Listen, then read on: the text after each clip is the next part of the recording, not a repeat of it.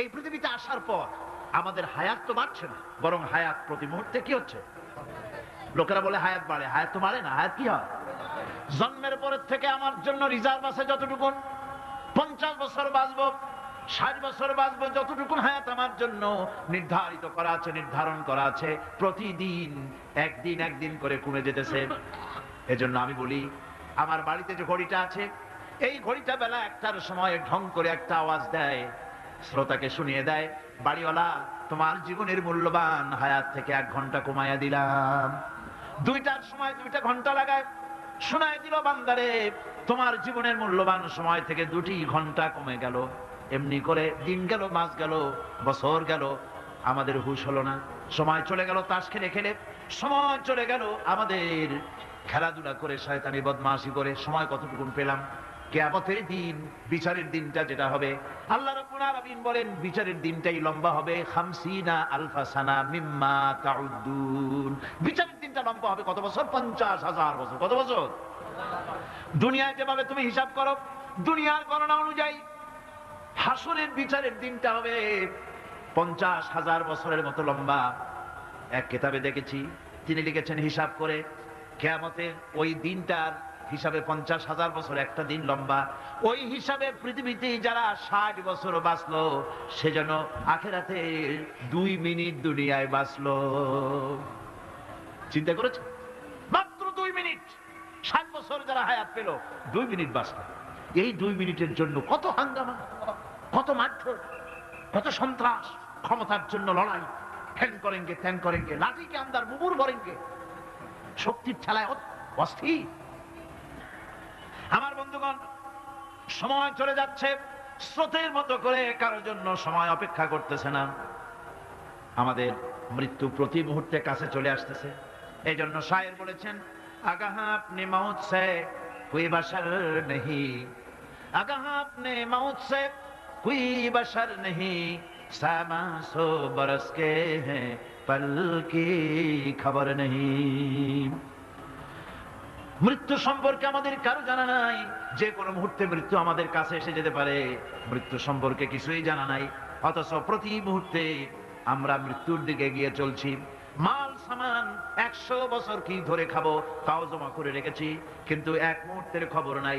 মা ফিরে এসেছি, বাড়ি যেতে পারবো নিশ্চয়তা নাই। আছে? বলেন আছে? আপনি বাড়ি যাও ভালো, বসেছেন, দাঁড়াতে পারবেন, এই নিশ্চয়তা আছে? সুতরাং সূরাটিতে সময়ের উপরে কসম করে মূলত সময়ের অপরিসীম গুরুত্ব সম্পর্কে আল্লাহ পাক মানুষকে বুঝাই দিতেছেন। সময়ের দাম দাও। আমাদের সময় চলে যায় গান শুনতে শুনতে, আশ্চর্য মলম বিক্রি করা দেখতে দেখতে, তাস পাশা খেলতে খেলতে সময় চলে যায়, কেউ খেয়াল করে না। সময় বলতে অতীত কালও হতে পারে, আবার বর্তমানও হতে পারে। আর বর্তমান কাল কোনো কালই না। বর্তমান কাল কোনো কাল নয়। প্রতি মুহূর্তে ভবিষ্যৎ এসে বর্তমান হয়, আর প্রতি মুহূর্তে বর্তমান কি হয়? অতীত হয়ে যায়। বর্তমান কালগুলো কোনো কাল নাই, প্রতি মুহূর্তে অতীত হয়ে যাচ্ছে। এই যে আমি মাহফিলে বসছিলাম প্রথম এসে, ওইটা কি এখনো বর্তমান আছে? এই যে বর্তমান কথা বলছি, এটা অতীত হয়ে যাচ্ছে। সুতরাং বর্তমান কাল নাই। আল্লাহ পাক অল আসরে সময়ের কসম করে বলছেন। যদি আমরা চিন্তা ভাবনা করি, তাহলে আমরা লক্ষ্য করব আমাদের আসল মূলধন সময়। আসল মূলধন কি? জীবনের আসল মূলধন কি?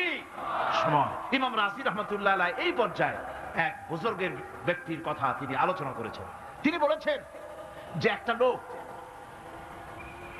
তিনি সূরা আল আসর এর ব্যাখ্যা তিনি বুঝতেছিলেন না।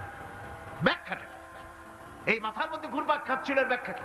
একবার তিনি বাজারে ঢুকলেন, তারপরে তিনি শুনতে পেলেন বাজারের এক প্রান্ত থেকে একজন চিল্লায় বলতেছে, সেই ব্যক্তির উপরে রহম করো যার পুঁজি গলে যায়, সেই ব্যক্তির উপরে রহম করো যার পুঁজি গলে যায়। উনি চিন্তা করলেন পুঁজি এবার গলে কেমন? উনি দৌড়ে গেলেন, যায় দেখেন যে যে ব্যাটা চিল্লাচ্ছে সে হচ্ছে বরফ বিক্রেতা। কি বিক্রেতা? বরফ, বরফ, আইস।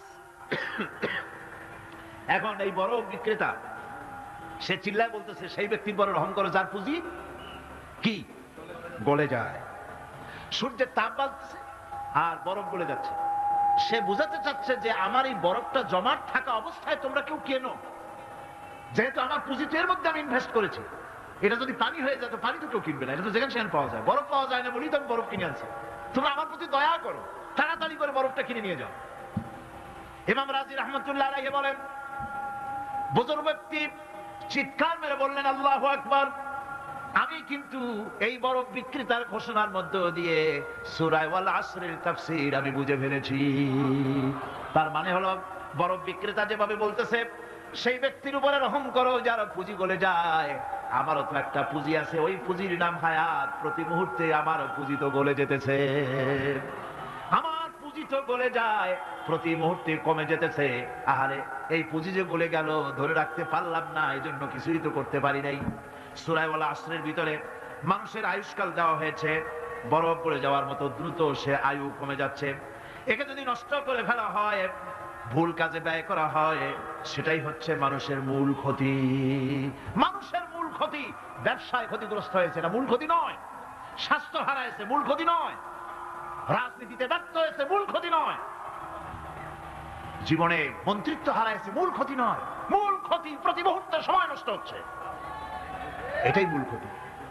ভাইরা, কিয়ামতের দিন জান্নাতীদের কোনো দুঃখ থাকবে না, সকলের দুঃখ থাকবে। জান্নাতীদের কোনো দুঃখ থাকবে নাকি? থাকবে, থাকবে। জান্নাতীদের মনের মধ্যে একটা দুঃখই থাকবে। ভালো করে শুনুন, জান্নাতীদের মনের মধ্যে একটা দুঃখই হবে। তারা মনে মনে চিন্তা করবেন, আফসোস করবেন, আহারে, যদি দুনিয়ায় বসে অমুক সময় বাসে বসেছিলাম, আজে বাজে চিন্তা করেছি, বাড়ির ড্রয়িং রুমে একা একা বসে বসে আজে বাজে চিন্তা করেছি, অমুক অমুক সময় খেলাধুলায় কাটাইছি, এই সময়গুলিতে যদি সুবহানাল্লাহ, আলহামদুলিল্লাহ, লা ইলাহা ইল্লাল্লাহ, আল্লাহু আকবার, এই তাসবিহ যদি করতাম, জিকির আজগার করতাম, জান্নাতের ভিতরে আরো নিয়ামত লাভ করতে পারতাম। সময়টা তো কাজে লাগাইলাম না। মানুষের সত্য, মুমিনের সব কাজে সব। ওয়াকুলু লিন-নাসি হুসনা, মানুষের সঙ্গে